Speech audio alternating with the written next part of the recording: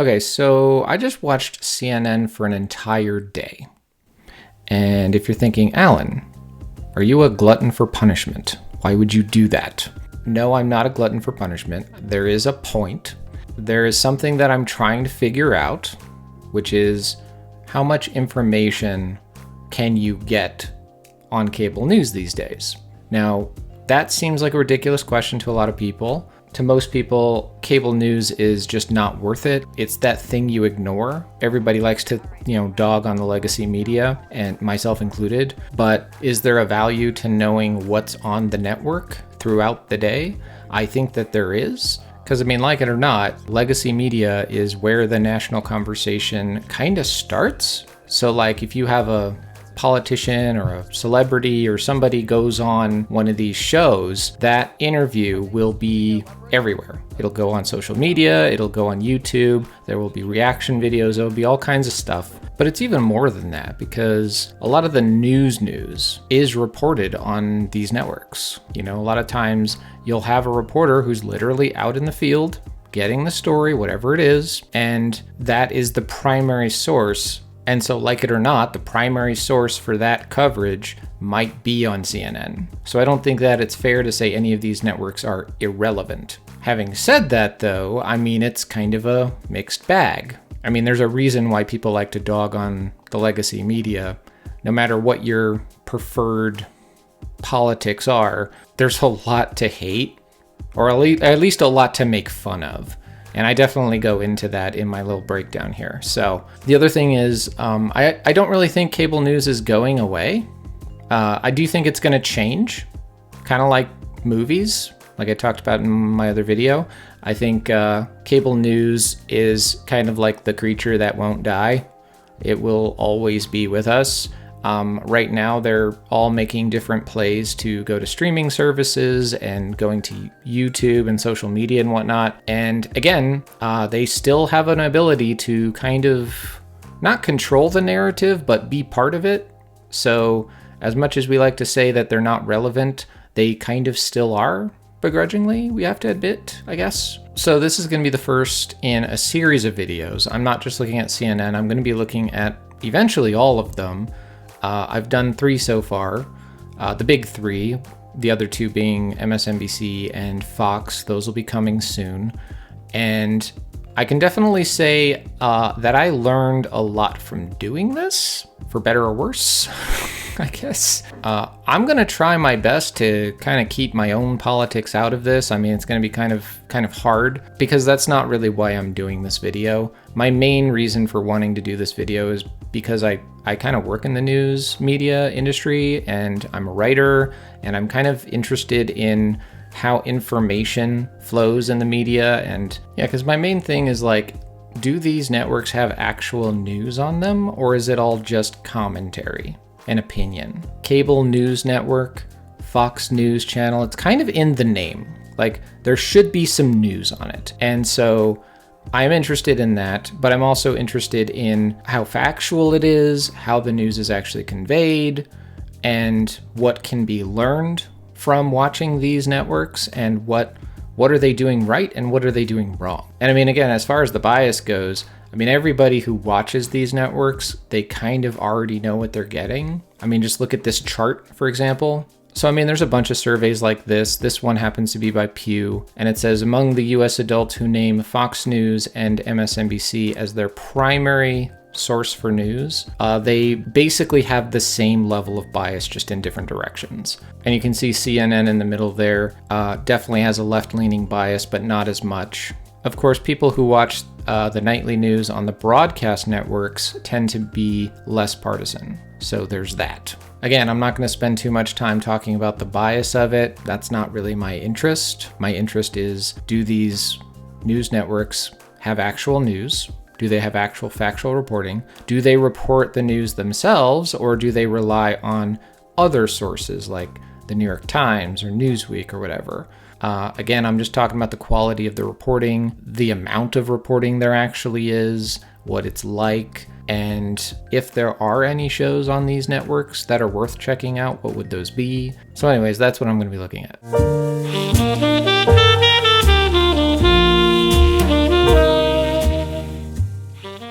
So before I get into the actual breakdown, I mean, everybody knows CNN, but I'm just going to give a little bit of background. So CNN is the first cable news network. It was actually founded back in the 80s by Ted Turner, and it's based in Atlanta, Georgia. I think the thing to note about CNN that maybe people might not realize is how international it is. So it actually does have a CNN International channel, which covers a lot of international coverage, but it really cannot be understated how much international coverage CNN has access to. It's actually in 212 countries. So in that sense, it is by far superior to the other two, at least in that respect. It also has a film production arm that produces documentary films, which as a filmmaker myself, I kind of appreciate that. And some of these are pretty well-known films, like Blackfish, the film about SeaWorld, Steve Jobs, the documentary about that by Alex Gibney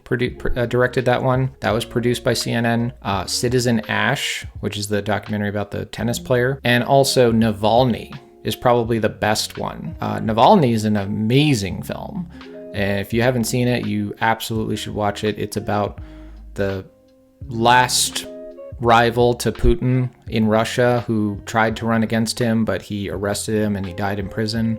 That documentary actually takes place right before he returns to Russia. So it's got a bunch of interviews with him right before he decides to go back to Russia, and then he immediately gets arrested and is never seen again. It's kind of chilling, but I highly recommend that film. As far as viewership, there's 69 million people subscribed to CNN right now. Or at least that's as of 2023, which is the last stat I was able to find. But that's also down from 2021.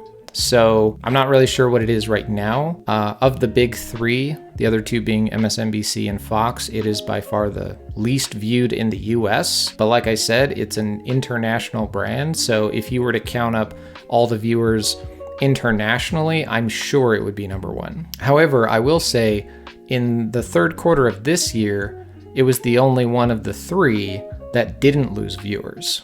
The other two actually lost viewers in the third quarter. So its viewership is holding right now. So I'm not really sure if that trend is going to continue, but we'll see. So on that note, here is the result of my full day of watching CNN. Let's see how I did. All right, so I just finished CNN. And as you can see, I have all my limbs. I survived. It really wasn't that bad. I didn't have a lot of expectations going into it. I've watched CNN over the years, so I kind of knew what I was expecting. So I'll kind of give a summary at the end. But I'm going to go through the lineup, starting with American Pulse. This came on at like 1 o'clock in the morning. Yeah, I'm actually on Pacific time, so technically that would be 4 o'clock in the morning, East Coast time. So I guess I'll use East Coast time. So American Pulse is kind of a crazy show. It's basically a clip show. It just has basically local footage for the most part. Some of it's like citizen footage, but it's just like crazy stuff. It's like extreme weather and like, I don't know, a helicopter falling out of the sky randomly. That's kind of crazy. There's also kind of some hilarious footage. I feel like it's probably somebody's job at CNN to go and find the craziest local footage from around the country, and that's basically how they make the show. And so you get stuff like this. The government shutdown is preventing U.S. military from taking part. That was very nice of the Canadians to send their air team. It's why Canada's national anthem was played before the Star-Spangled Banner. That's good. We like Canadians. God bless them. Yeah, so it's like basically that for like an hour.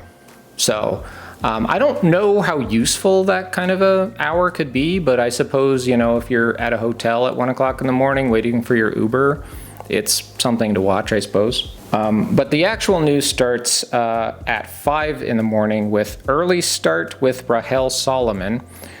This one's not bad. Rahel Solomon is a Sudanese-American journalist. So this show kind of covers a little bit of everything, like not just world news and politics, but they even have some sports and some business. There's actually a lot of business news throughout the day on CNN, which I kind of didn't expect, but it kind of makes sense because they don't really have a business network. They do have CNN International, which covers a lot of business news, but I think that there's probably more business news on CNN than you might find on Fox or MSNBC, but that's just because they have like a sister channel that covers all that stuff. But this one is not bad. So this is followed up by CNN This Morning with Audie Cornish. This was probably the first one that kind of made me cringe a little bit, to be honest. Most of it's fine. It's just like a news program. It's got a group, something called group chat, which is basically like a panel discussion. And most of it's just like a normal news channel. But there was one point where one of the stories was about Kristi Noem and how she was forcing airports to play that PSA where she's blaming the Democrats for the shutdown. And she brought in an expert, and the expert she brought in was an expert on George Orwell. And I'm just like, really? You couldn't find a better quote unquote expert to talk about that? Why do you even need an expert to talk about that? Like, so sometimes like networks like CNN will do stuff like that where they bring in a quote unquote expert to push a narrative, and it's just kind of cringe because it's like, come on. But then this is followed by their first 3-hour block of rolling news coverage. They call it CNN News Central now. It used to be called Newsroom. They used to have one anchor for each 1-hour block, but now they've just kind of like thrown them all together. And so there's 3 hosts, John Berman, Kate Buldon, and Sarah Sidner. And to be perfectly honest, all of them are forgettable. I don't even remember their faces. Like I watched them for 3 hours and I don't remember who they are. I mean, that might be unnecessarily harsh. I mean, they do a good job, but I feel like the problem with morning news, especially when it's done in this format, is that like I'm not a goldfish. I don't need the big flashy graphics. I think the first thing I noticed about this, about all the morning news, was they think you cannot pay attention. And so they gotta flash everything in front of you. And it's insane. It's like, and they don't stay focused on any one story for very long. And so throughout this 3-hour block, they'll repeat the same stories for like, the same 3 or 4 stories every hour, which I guess makes sense because nobody's gonna watch this for 3 hours. It's like rolling news coverage, right? But like, you don't really get any in-depth stuff about any of these stories. It's not a very efficient way to do the news, but I guess if the intention is to play this news at airports, so people who are walking by get a little bit of news here and there, I guess it makes sense, but it's just not something that I could see myself sitting down and watching for like 3 hours. Like, I mean, just consider how the morning news starts. Like, just look at this. Peace in the Middle East. The standoff over how to reopen the government is now in its 3rd week. We're barreling toward one of the longest shutdowns in American history. Former President Barack Obama criticizing the policies of the Trump administration. That's not who we are. That's not our idea of America. Like, of all the awards you could give for this program, I would give it the award for most likely to attract cats, because cats are going to watch news if it starts like this, right? It's insane. Like I'm not a cat. I'm not even a goldfish. I'm a human being. I don't need this. Like I'm not a morning person as it is. But if you hit me with this, I'm not watching it. I refuse. And actually, it's not just that they think that we're goldfish. They also think that we're in kindergarten. Like look at the way this guy talks. Back in 2014, look at that. The Affordable Care Act was way underwater at -10 points. By the time of the first Trump term, you got it +6 points. Look at where we are now, +30 points on the net favorable rating. Democrats want to have this debate now in 2025 as compared to 2014 when the Affordable Care Act was not popular. Now the Affordable Care Act is massively popular. Like seriously, what's with the hand gestures and the like? I'm not in kindergarten. I don't need all that. I don't need you to talk to me like I'm a child. I just don't need it. So anyway, after this, there's Wolf Blitzer, who he's been running the Situation Room for a while now, but he now has a co-host. Her name's Pamela Brown. She wasn't on when I was watching it, but I can definitely see why he has a co-host now, because he looks not great. He looks like he should have retired like years ago. I'm not saying he's like Joe Biden bad, but like it looks like the soul has been completely sucked out of his body. And I just want to like say, hey buddy, like here's a houseboat. Go to an island in the tropics and just live out the rest of your days. You did fine. You did great. You know, just cash it in. You know, but I feel like the network is holding him hostage and just making him do the news until he just literally keels over and dies. So anyway, after this is Inside Politics with Dana Bash. I think Dana Bash is great. Most of the time I see her, she's doing fine. I mean, she's definitely got kind of a bias to the way she talks about stuff and the way she reports stuff, but I do think that she cares about getting actual answers when she interviews people. Like, she actually listens to them. It's not so much like she's pushing a narrative. I mean, she might have a perspective, but I think she does fine in interviews. And her show is Inside Politics with Dana Bash, so obviously it's mostly US politics. And so she has a lot of interviews, a lot of congressmen, experts, stuff like that, but it's fine. And then there's another 3 hours of that rolling coverage, CNN News Central. But this time it's with Breonna Taylor and Boris Sanchez. Once again, I don't remember who these people are. Again, that doesn't make it bad. It just means, you know, it is what it is. But this one is a lot less scatterbrained than the morning version. They spend a little bit more time on each story. It's not just like a little bit of an intro with like an expert to talk about the day's news. They'll spend a little bit more time on the news. But then there's The Arena with Casey Hunt. This one is interesting. Casey Hunt used to do the morning news apparently. And so they kind of bumped her up and gave her a daytime. It's kind of like a daytime talk show.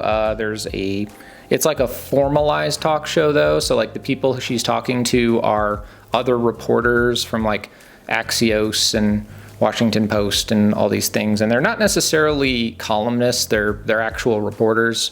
At least from the segment I watched, it was mostly reporters. And so it's like they're trying to be, you know, more to take it more serious. It's not so much like a, hey, let's all just sit around and give our opinions to each other. Like they're taking it a little bit serious.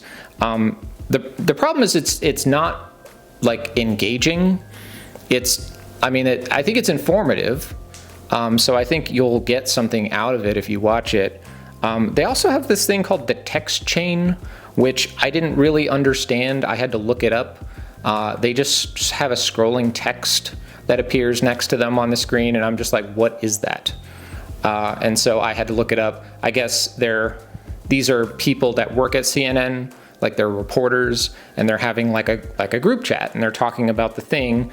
But from what I could tell, the thing that they're talking about isn't really the thing that they're talking about on the panel. So like, I guess if the goal is you can like listen, I saw a segment where they're promoting it, and she's saying, yeah, so if you have it on mute, you can still follow along. And I'm like, yeah, but they're not really saying the thing you're saying. Like it's confusing, but it's new. They started it like a month ago, apparently. So maybe they're working out the kinks. I don't know. And then there's the lead with Jake Tapper. They gave him 2 hours. Jake Tapper is Jake Tapper. You either love him or you hate him. He's a known commodity. He's been out there. He's very well known. He's probably one of their flagship reporters on CNN now. He just had that book that came out about Joe Biden. So everybody kind of like was talking about him for a little while. And I mean, he's okay. He's like, you could tell he's kind of like, he's got an ego, you know, and he's a little smug sometimes. But he also knows what he's doing. Like when he interviews people, he knows the right questions to ask and that sort of thing. So he definitely takes his job seriously.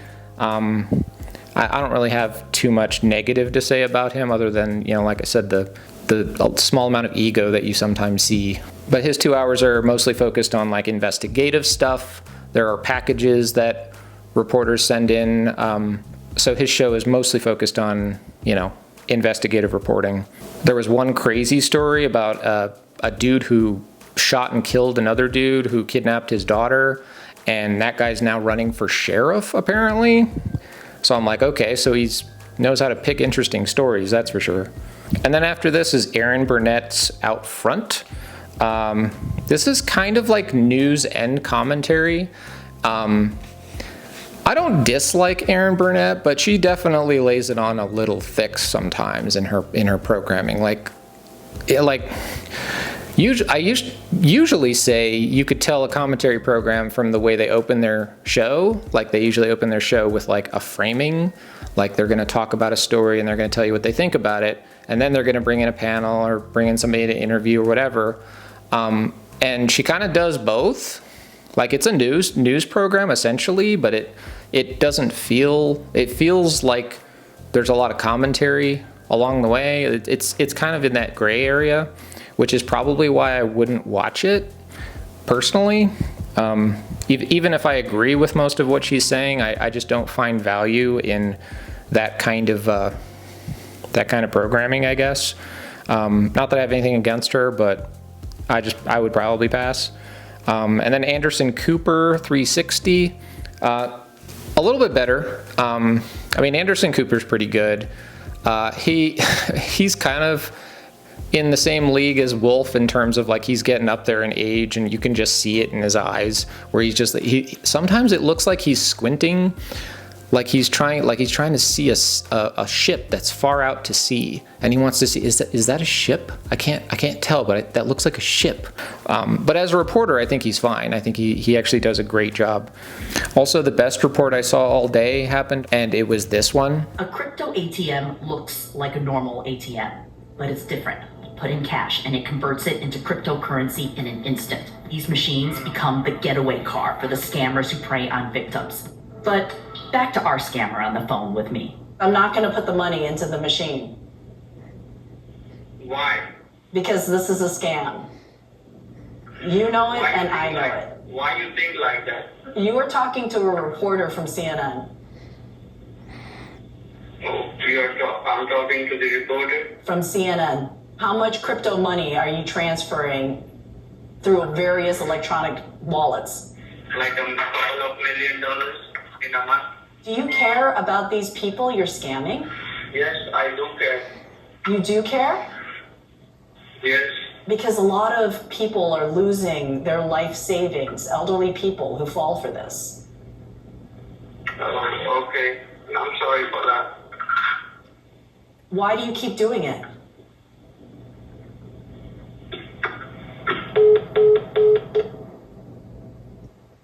Like, honestly, there's nothing real special about that report. Like any local news affiliate could probably do a report like that. But it's nice to see reports like that on a cable news show, because it just kind of reminds you that, hey, yeah, we do news here. It's kind of the whole thing. And then after that, The Source with Caitlin Collins. I think Caitlin Collins is fantastic. She's probably one of the best they have on CNN, in my opinion. Not so much on her show. On her show, she's fine. But like when she's out in the field, she's the White House press correspondent for CNN as well. And she's fantastic. Like there have been so many times where she's the one asking hard-hitting questions that no one else is asking. And it's gotten her into trouble. She actually, in the first Trump administration, she actually got kicked out of the press room. And believe it or not, Fox News came to her defense and said, "You can't do that. She's just asking questions. You can't hit a reporter just because they're asking questions." And so, like, she definitely takes her job very seriously, and she's good at her job. And yeah, along the way, there's a little bit of like, I don't know. I don't want to call it opinion, but like you can kind of tell, a little bit what she thinks sometimes, but like mostly she's fine, in my opinion. And then there's two shows at the end of the night, CNN News Night with Abby Phillip. I'm not gonna lie, I'm kind of a fan of the show, even though it's not very useful. It's like I think what it is Abby Phillip has an interesting way of running this panel. It's a talk show. So it's just a bunch of people sitting around a table talking about the issues. And so it's not a news program. They just play a clip. It's like their version of The Five or something like that, or The View. And they try to keep it ideologically diverse. But to be honest, I don't really care about that. Like, people think like, oh, if you have somebody on the left and somebody on the right, that means it's balanced. But I'm like, I don't really think about it that way because most people don't fall into those buckets easily. And I don't really feel like, I feel like, again, the reason why these types of shows happen at the end of the day is because it's kind of their way of processing the news in a way. So like, you're at home, you've had dinner, you're getting ready for bed, and you're watching these programs. This one comes, I guess it's like 10 o'clock at night, or maybe it's 11 o'clock. Yeah, 10 o'clock at night, East Coast time. So, but yeah, I think this show's fine. Sometimes I feel bad for Abby Phillip because she's such a sweetheart, and you can tell like she just wants to have a good conversation, but like sometimes it gets away from her, and like people are just talking over each other, and and she can't rein it in because she's just like doesn't have that personality. But every so often, if she feels like someone's going off the rails or going off on a tangent, she will be like, no, I'm going to make you answer this question.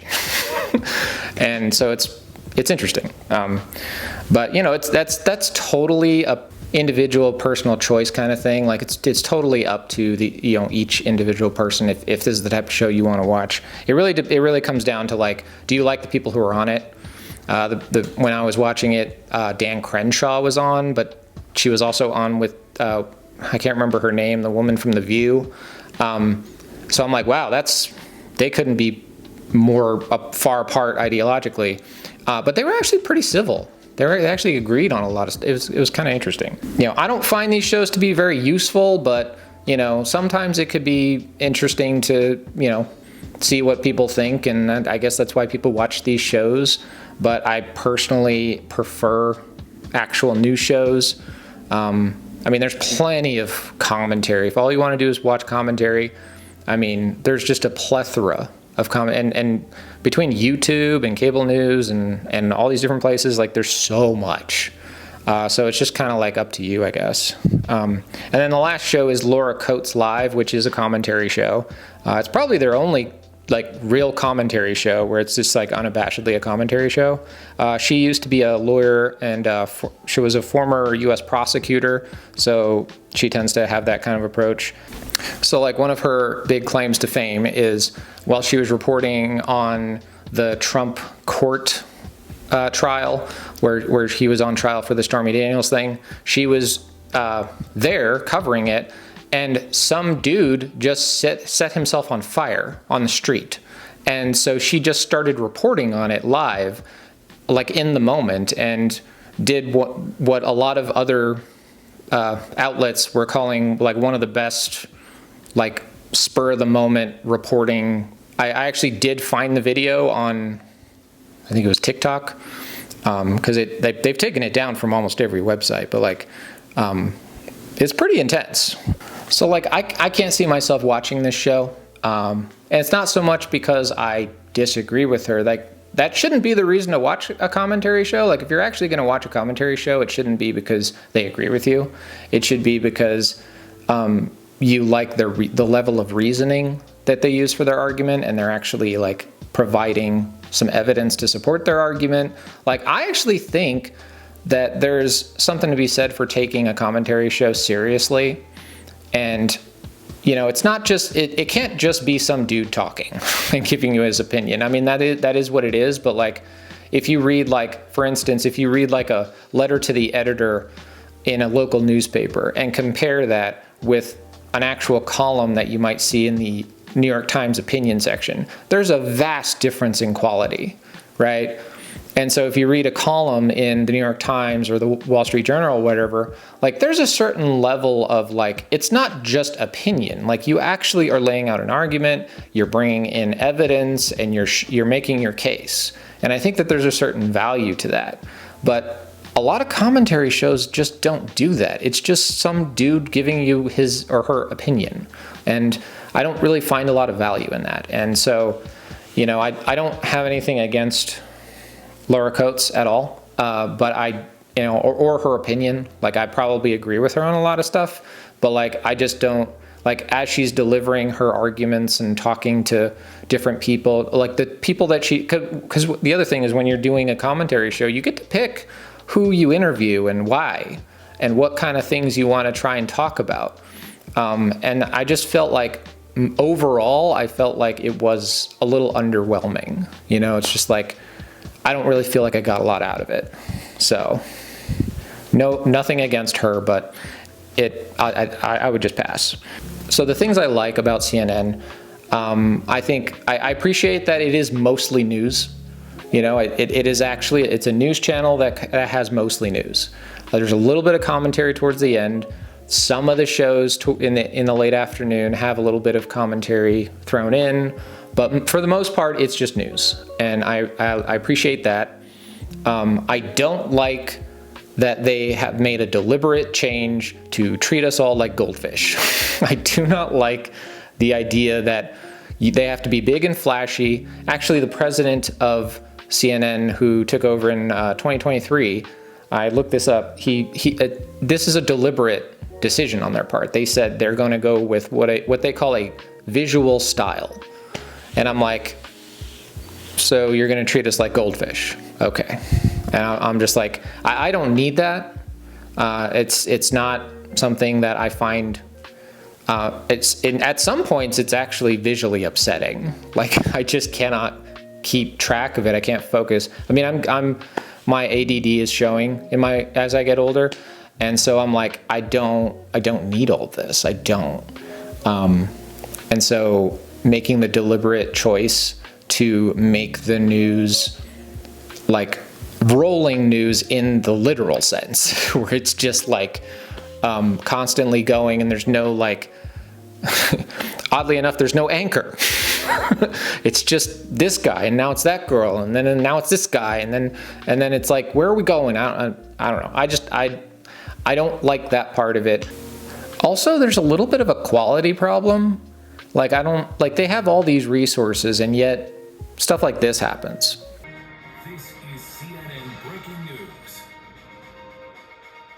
There are multiple developments here in Israel. Like, I don't know what that's about. Like, I don't know how much camera operators get paid on CNN, but like, you have one job. Like, I'm just saying. Like, I don't know if the other news networks have screw ups like that regularly, but you know, I have to believe that. Like, I haven't watched CNN in years like this. So I don't know if the quality has gone up or down. I feel like it's gone down, but I don't really know. It just seems to me like you have this highly prestigious name that is the oldest name in cable news and huge international presence. Like, you have a lot of stuff going for you, and yet you don't know where to put the camera. I'm just saying.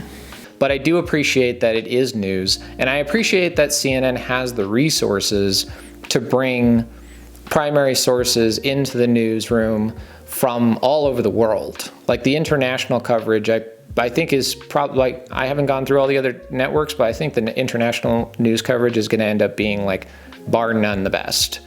And so I like the resources. I like the fact that it's actual news. But overall, yeah.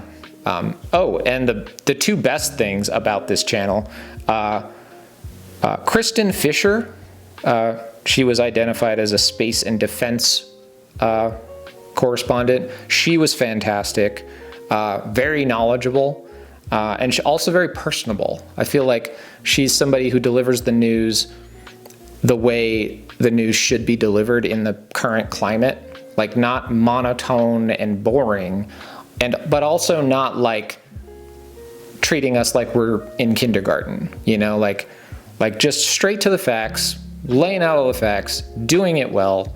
And also Claire Duffy, the tech reporter, she's probably the best thing on CNN. Not gonna lie, I saw her, I think she came up twice throughout the day, and both times she was just spitting facts. She was keeping it brief. She was just great. And she's also got a podcast that I subscribe to, and I've listened to a couple episodes, and it's pretty good. So that's CNN. So there you have it. That was a full day of CNN. So there's two things I want to add before I end this video. The first thing is they added a new show. It's called The Story Is, and it comes on after everything else. So it's actually a 2-hour program. They just added it like within the last week of me recording this. So I definitely want to mention that. And it's kind of hard for me to evaluate this show because I'm not entirely sure they even know what they want this show to be, but I can tell that they're kind of experimenting with it a little bit. It's a little bit more informal, kind of has a late night vibe to it, but it's still really awkward. Like this, for instance, how they filmed the panel discussion, and he's just kind of sitting awkwardly to the left, kind of like leaning in to try and look at them. It just looks kind of weird. So you can tell they're just kind of experimenting with it, which is fine, but overall, I'm not entirely sure I would watch that show, but I will definitely keep an eye on it. So the second thing I want to mention is CNN All Access, which is the app that they just released. They released it about a week ago from my filming of this, and it's kind of interesting. You can kind of see what CNN is trying to go for by looking at what they're offering on this. So it's not just CNN's programming. It also includes CNN International's programming. It includes new shows, which are on CNN Live, which is like the internet CNN. It's like the internet TV live version of CNN. So like they literally are going to have programs going live at the same time as other shows appearing on the main network. But there's also going to be a lot more live coverage. So for instance, like court trials, they actually have a lot of people in courtrooms, and they found that people find value in live, like basically the live coverage of court trials. So if it's like a big court trial, then there will be just wall-to-wall coverage on every network. But if it's a smaller trial, but it's still kind of something people might be interested in, like my mind thinks about the that Apple Creek murder that happened in Wisconsin, I want to say. That kind of became national coverage or whatever. So I think what they're going to try and do is they're going to try and get as much coverage of stuff like that normally, like they wouldn't want to fill up the entire CNN day with coverage of stuff like that. But for people who do want to continue watching it, they'll be able to watch it on the app.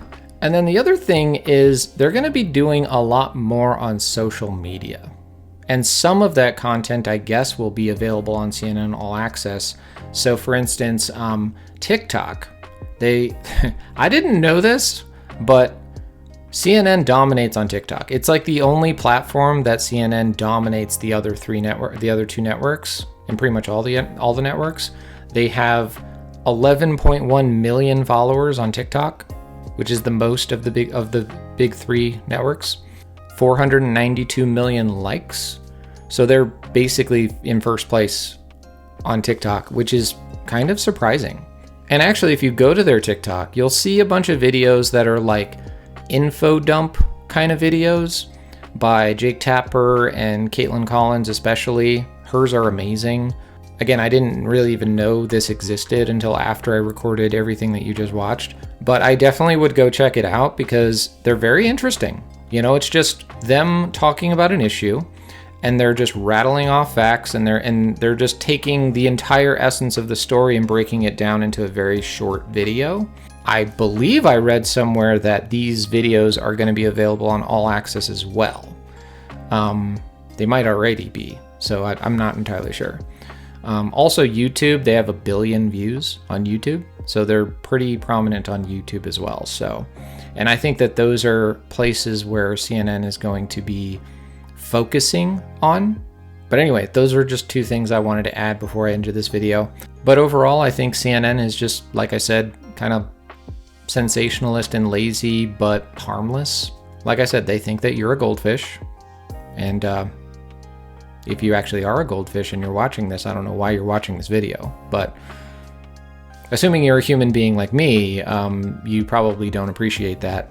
I mean, if you don't like CNN and you made it to the end of this video, The reason you don't like CNN might be to do with the bias of the network, or it might be to do with just how often they seem to get it wrong, or not get it wrong, but just like fail to live up to this journalistic standard that one might come to expect from a prestige network like CNN, but they have gotten it wrong, and they've gotten it wrong so gloriously bad. I mean, the Covington case where they misreported, to say it lightly, the kids from that Catholic school, and then they sued and won. Like that doesn't happen very often, where you sue a network and you actually win. So yeah, I think, CNN has definitely had some epic failures in the past. But overall, like I said, the biggest disappointment that I found was in the sort of scatterbrained, all over the place delivery of the news. It just was a bit much at times. So I would also just give one more shout out to Newsnight with Abby Phillip. I do think that that's a show that's probably going to become more relevant as time goes on, especially if they're going into the YouTube and TikTok and social media space a little bit harder, because I think that videos from that show tend to do pretty well online. So I would definitely be on the lookout for that. And on that note, I think I will end this video. I will see you in the next video.